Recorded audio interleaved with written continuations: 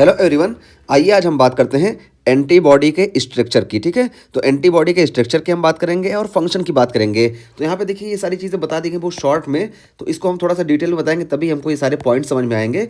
लेकिन हम सारी वीडियोज़ में क्या करते हैं कि चीज़ों को हम एक्सप्लेन करना चाहते हैं। ठीक है, तो जो लाइनें यहाँ पे शॉर्ट में लिखी गई हैं उसको हम थोड़ा एक्सप्लेन करते हैं। लेकिन हमारा जो मेन मोटिव होता है कि हमको ये जो चीज़ें यहाँ पर लिखी गई है ना, ये वेरी वेरी इंपॉर्टेंट चीज़ें हैं और ये हमको याद हो जाएँ। तो हम इसी को एक्सप्लेन करने के लिए चीज़ों को डीप में लेके जाते हैं। तो डीप में जाने से आप कंफ्यूज ना हो, बस हमारा मेन मोटिव करना चाहिए कि ये हमको समझ में आना चाहिए। बाकी पीछे का मैकेनिज्म जो हम बताते हैं वो याद रहना ज़रूरी नहीं है। ज़रूरी हमारे लिए है कि हमको ये चीज़ समझ में आ जाना चाहिए कि कैसे हो रहा है। बस हम ये कहानी इसीलिए बताते हैं कि ये चीज़ें समझ में आ जाए और हमारे लिए आसानी हो जाए। तो चलिए हम शुरू करते हैं। सबसे पहले एंटीबॉडी का स्ट्रक्चर हम देखते हैं।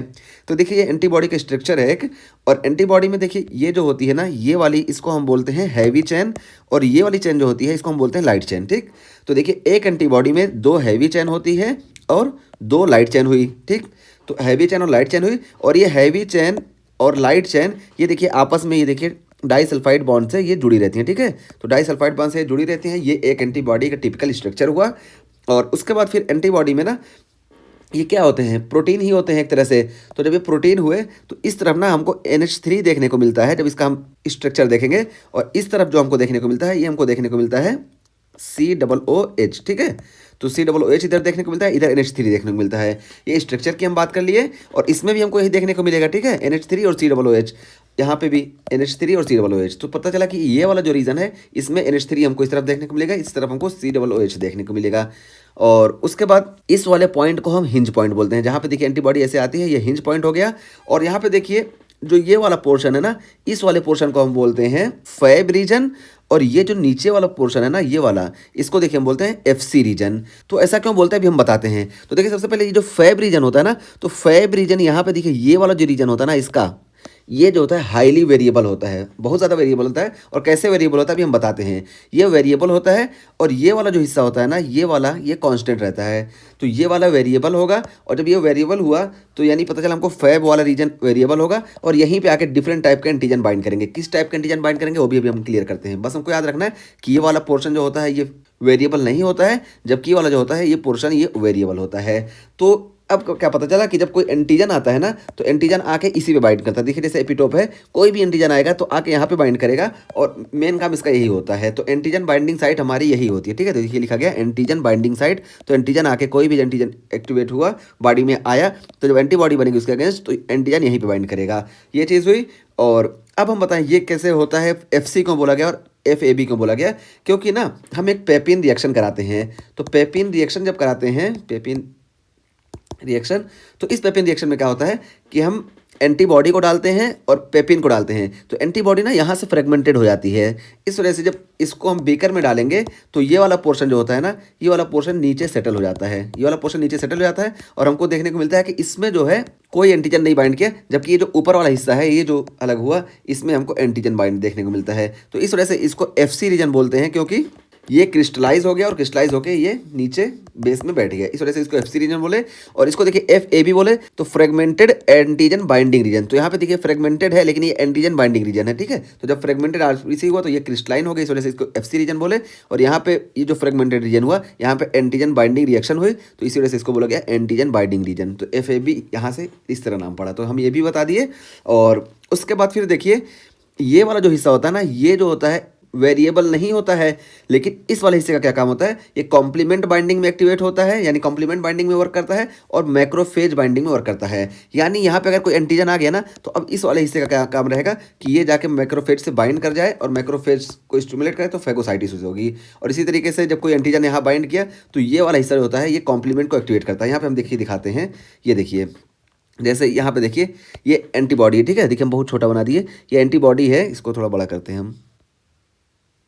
तो देखिए ये एंटीबॉडी है, और इस एंटीबॉडी को अब देखिए कि पहले ये जो है ना, ये देखिए सेल से बाइंड किया, किसी भी एंटीजन से बाइंड किया। जब एंटीजन से बाइंड कर लिया, फिर ये देखिए जो FC पोर्शन है इसके जरिए ये चला गया मैक्रोफेज के पास, और मैक्रोफेज को स्टिमुलेट किया, और मैक्रोफेज इसके बाद क्या किया, इसको फैगोसाइट कर लिया। तो ये मैक्रोफेज को स्टिमुलेट करता है, यानी मैक्रोफेज से बाइंड करता है ये वाला हिस्सा FC वाला। और यहाँ पे देखिए कॉम्प्लीमेंट एक्टिवेशन में ये देखिए यहाँ पे बैक्टीरिया है, बैक्टीरिया के एंटीजन से एंटीबॉडी बाइंड की, और फिर ये देखिए C1 को एक्टिवेट किया, और फिर ये पूरा इस तरीके से मेम्ब्रेन अटैक कॉम्प्लेक्स का फॉर्मेशन हुआ और ऑप्सोनाइजेशन हुआ।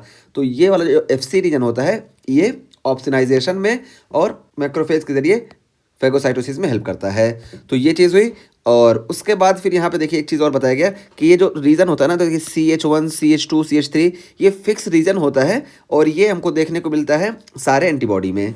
IgM IgG पांचों टाइप जो है सब में देखने को मिलता है। बस ये क्या है, CH1 CH2 CH3 ये पांचों टाइप में रहेगा और IgM और IgE इन दिनों में यहाँ पे CH4 भी प्रेजेंट होता है। इतना इंपॉर्टेंट नहीं है, जो इंपॉर्टेंट है हम बताते चल रहे हैं। अभी तक हम एंटीबॉडी के स्ट्रक्चर आपको एक्सप्लेन कर चुके, तो एंटीबॉडी का पूरा स्ट्रक्चर हमको समझ में आ गया होगा। और ये देखिए जो VL VH और JHD JL ये जो चीज़ें हैं ये भी हम बता रहे हैं, ठीक है। तो V से तो हो गया वेरिएबल, कि ये रीजन वेरिएबल होता है, हमको वेरिएबल रीजन याद हो गया, ठीक, कि ये रीजन वेरिएबल होता है और ये वाला रीजन फिक्स होता है, तो हमको V पता चल गया। और ये H और L और ये J H और D ये सब क्या है अभी हम बता रहे हैं, ठीक। तो आइए अब हम चलते हैं यहाँ से। देखिए सबसे पहले शुरू करते हैं कि FAB, ठीक है, fab fragment consist of light chain, ठीक है। तो देखिए फैब फ्रेगमेंट की हम बात करें तो यहाँ पे हमको लाइट चेन देखने को मिलती है और हैवी चेन, देखिए दोनों देखने को मिली, ये लाइट चेन है और ये हैवी चेन है, तो दोनों चेन देखने को मिलती है। रिकॉग्नाइज्ड एंटीजन, और ये एंटीजन को रिकॉग्नाइज करती है, यानी एंटीजन आके यहीं पे रिकॉग्नाइज होकर बाइंड होगा। और फिर FC रीजन की बात की जा रही है इसकी, तो देखिए FC region of IgM and IgG fix complement. अच्छा देखिए, हाँ, ये जो कॉम्प्लीमेंट फिक्सेशन होता है ना, ये IgM और IgG से होता है। तो ये FC रीजन का जो ये हिस्सा है, ये IgM और IgG में ये कॉम्प्लीमेंट फिक्सेशन में रोल प्ले करता है। देखिए हम यहाँ पे दिखा दिया कि कॉम्प्लीमेंट फिक्सेशन में, ठीक। तो ये किया। और heavy chain contribute to FC and FAB regions, और ये बताया गया कि ये जो हैवी चेन है, ये हैवी चेन देखिए ये FC रीजन को भी बनाती है और यही हैवी चेन देखिए FAB रीजन को भी बनाती है, ठीक है। तो फैब रीजन को भी बनाती है और FC रीजन को भी हैवी चेन बनाती है, यानी दोनों में कंट्रीब्यूशन इसका होता है। जबकि लाइट चेन का आप देखेंगे तो सिर्फ इसका जो होता है फैब रीजन में कंट्रीब्यूशन होता है। ये चीज़ यहाँ बताई गई। वही देखिए लिखा भी गया है, light chain contributes only fab region. तो लाइट चेन जो होती है फैब रीजन में सिर्फ कंट्रीब्यूशन करती है। ये हुआ। अब देखिए फैब रीजन के बारे में कुछ स्पेसिफिक पॉइंट बताया जा रहा है। तो फ्रेगमेंट एंटीजन बाइंडिंग तो हम बता दिए थे कि जब इसका हम पेपिन से रिएक्शन कराते हैं तो ये जो होता है नीचे वाला हिस्सा FC हो जाता है और ये ऊपर वाला जो हिस्सा होता है ये फैब हो जाता है, ठीक। तो हम ये बता दिए यहाँ पे। अब देखिए क्या हुआ कि इसी का फुल फॉर्म है फैब एंटीजन बाइंडिंग, ठीक। तो इसका काम क्या होता है, पहले बताया गया कि डिटरमाइंस इडियोटाइप यूनिक एंटीजन बाइंडिंग। तो हम बताएं ये वेरिएबल होता है और हर तरह के यानी अलग अलग टाइप के एंटीजन से बाइंड करता है, तो इसका यूनिक फीचर है। तो वही determine idiotype unique antigen binding pockets only one antigen specificity expressed पर B सेल्स, यानी एक B सेल से ना एक ही तरह के जो है एंटीजन बनेंगे, एंटीजन बाइंडिंग साइट बनेगी। तो ये अभी हम और आगे बताएंगे, एक्सप्लेन करेंगे, ज़्यादा आसान हो जाएगा कि यहाँ पे जो ये वेरिएबल रीजन बना ना, ये वेरिएबल रीजन एक प्लाज्मा सेल से ना, यानी प्लाज्मा सेल यानी B सेल प्लाज्मा सेल में कन्वर्ट होता है और ये प्लाज्मा सेल ना एक प्लाज्मा सेल एक ही तरह के ये फैब रीजन का फॉर्मेशन करेंगे, क्योंकि यहाँ पे एंटीजन बाइंड होना होता है।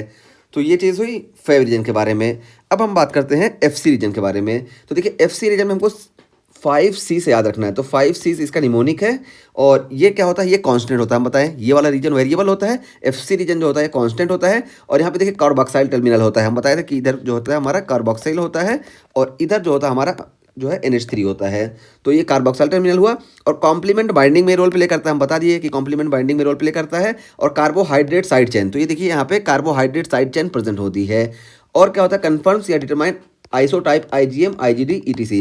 तो IgM IgD ये देखिए ये आइसोटाइप इसी से FC रीजन से ही हमारे डिटरमाइन होते हैं। हम बताएं कि ये जो होता है CH1 CH2 CH3 ये सब में होता है, लेकिन IgM IgD में हमको CH4 वगैरह भी देखने को मिलता है। तो ये डिटरमाइन करता है, कंफर्म भी करता है कि IgM है या IgD है, ठीक।